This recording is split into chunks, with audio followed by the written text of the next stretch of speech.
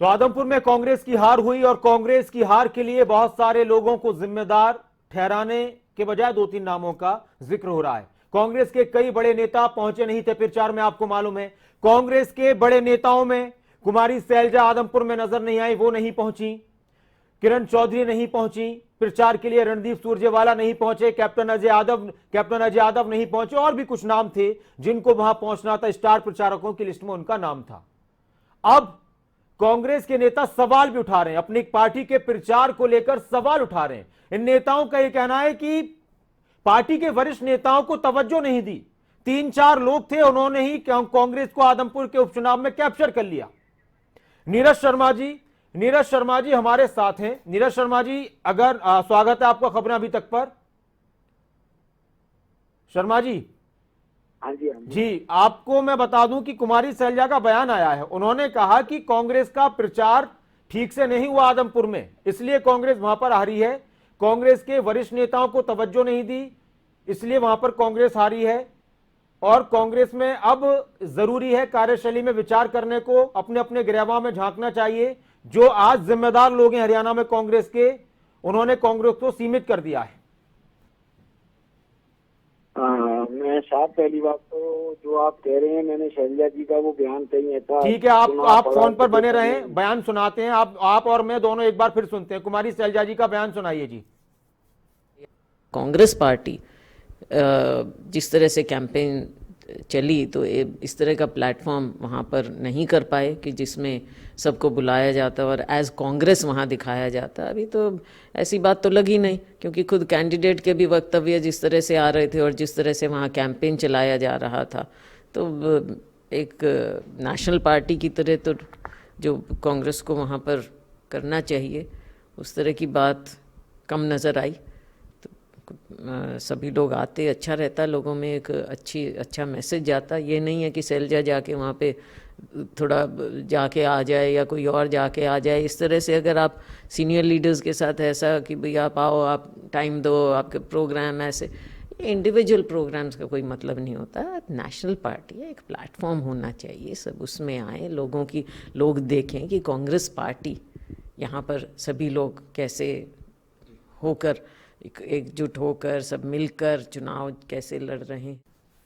ठीक है जी। नीरज शर्मा जी, आपने बयान सुना, अब आप कहिए कि क्या कहेंगे कुमारी सैलजा के बयान पर। देखिए, मैडम ने जो भी कुछ कहा है अपने हिसाब से ठीक ही कहा होगा जी, और किस संदर्भ में कहा है ये मैं पक्का नहीं कह सकता पूरा का पूरा। और चाहे हार हो चाहे जीत हो, मैं हरदम एक चीज कहता हूँ, बेहतरी की गुंजाइश हमेशा रहती है जी। हमारी सीनियर नेता हैं, अपने तजुर्बे से जो उन्होंने कहा है, जो उनकी बातें होंगी, और हम तो देखिए बहुत छोटे हैं उनके मुकाबले में, हम तो उनके विषय में तो क्या टिप्पणी कर सकते हैं। शर्मा जी, एक बात पूछना चाहता हूं आपसे बड़े ही आदर और सम्मान के साथ कि आप पार्टी के विधायक भी हैं और बड़े ही तेज तर्रार विधायक माने जाते हैं हरियाणा में भी, और अपनी पार्टी में तो हैं ही आप। अब आप ये कह रहे हैं कि आप तो उनके सामने बहुत छोटे हैं। अब कुमारी सैलजा खुद ये कह रहे हैं कि वरिष्ठ नेताओं को तवज्जो नहीं है, तो फिर इसका मतलब तो आपको पूछा ही नहीं जाता होगा पार्टी में बिल्कुल भी। नहीं, देखिए, हमें भैया ये ना बड़ा कंफ्लिक्ट की चीजें हो जाती हैं कि वो हाँ करे आदमी या ना करे, दोनों ही बातें रह जाती हैं इसके अंदर। और जो भी पार्टी का प्लेटफॉर्म है, या जैसे हमारी पार्टी में हमारे प्रभारी नहीं है या आला कमान है, वहाँ तक मैडम ने आपके माध्यम से बात कही है, जाहिर बात है उनको ये भी पता होगा कि पार्टी तक अपनी बात कैसी पहुँचानी है, पार्टी को मंथन जरूर करेगी पार्टी है। मैं तो हरदम एक चीज कहता हूँ कि बेहतरी की आपका जाना हुआ था सर वहाँ प्रचार में आदमपुर? बिल्कुल हुआ था साहब, बिल्कुल हुआ था। कुमारी सैलजा कह रहे हैं कि हमारा प्रचार ठीक नहीं हुआ, आप क्या कहेंगे इस पर? देखिए, प्रचार में कोई कमी नहीं थी और आदमपुर की जनता का कोटि कोटि धन्यवाद है। जीत हार दो पहलू हैं। आज आप देखिए 57,000 वोटें कम नहीं होती हैं साहब जी। इससे पहले कुलदीप जी 2019 में कांग्रेस के प्रत्याशी थे। आप उससे पहले देखेंगे जब वो कांग्रेस की टिकट पे चुनाव नहीं लड़े थे, कांग्रेस पार्टी का क्या प्रदर्शन रहा है। आदमपुर में 10-10 हजार वोटें भी हम लोगों ने ली हैं और आज 57,000 वोट लेना, वो भी बीजेपी जेजेपी गठबंधन सरकार का चुनाव, लोगों को सच झूठ बोलना, राजनीति के जितने मापदंड हैं, साम दाम दंड भेद सबका प्रयोग करना, मैं समझता हूँ कांग्रेस तो पार्टी शर्मा की जी, बहुत आप ये अच्छी कह रहे दिख रही है। हैं कि कुमारी शैलजा की कुछ बातों तो सही है, कुछ गलत है, जैसे प्रचार ठीक नहीं हुआ तो ये बात उनकी गलत है। नहीं, देखिए मैंने पहले कहा बेहतरी की गुंजाइश हमेशा रहती है। ठीक है, हो सकता है मैडम ये चाह रही हो कि और ज्यादा प्रचार होना चाहिए। वो ये कह रही है कि हमें तो बुलाया ही नहीं गया, पार्टी के बड़े नेताओं को बुलाते एक साथ, जैसे बीजेपी जेजेपी ने इकट्ठा होकर एक रैली की थी, बड़ी ऐसी रैली होती सबको दिखाते कि देखिए कांग्रेस एक है। अब देखिए उपचुनाव था, हर पार्टी की अपनी कार्यशैली होती है, अपनी पद्धति होती है, हर चुनाव के लिए अलग अलग व्यू रचना होती है। और आप भी समझते हैं उपचुनाव सरकार के खिलाफ होता है। ज्यादातर उस परिवार के, उस इलाके के लोग सरकारी नौकरियों से संबंध रखते हैं। हर कोई सरकार के खिलाफ जब भी चुनाव लड़ता है तो आदमी नहीं चाहता कि मैं अपने वोटर सपोर्टर्स के चेहरे उजागर करूं।